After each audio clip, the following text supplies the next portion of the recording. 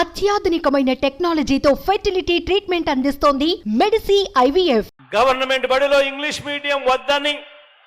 వాదించి కూడా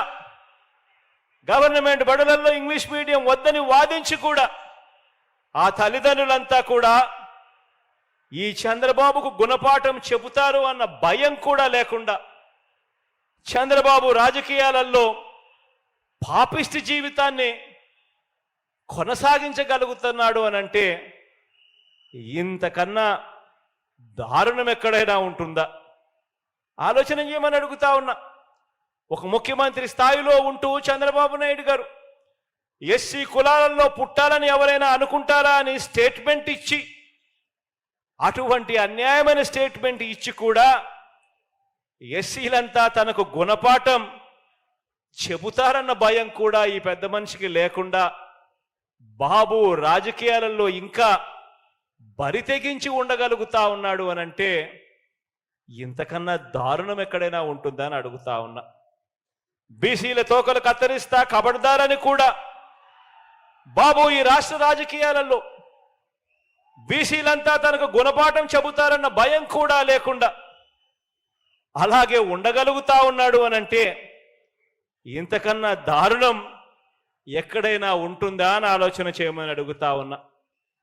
పేద వర్గాలకు ఇళ్ల నిర్మాణం చేయకపోయినా రైతులకు బేషరతుగా పూర్తిగా రుణమాఫీ చేస్తానని చెప్పి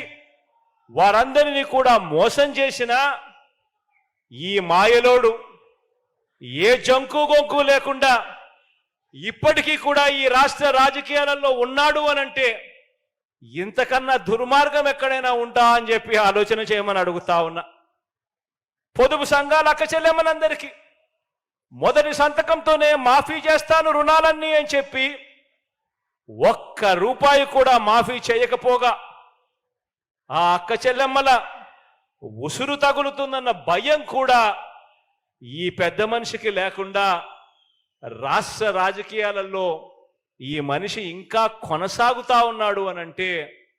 ఇంతకన్నా దారుణం ఎక్కడైనా ఉంటుందా ఆలోచన చేయమని అడుగుతా ఉన్నా. 650 వాగ్దానాలు ఇచ్చి మేనిఫెస్టో అని చెప్పి చూపించి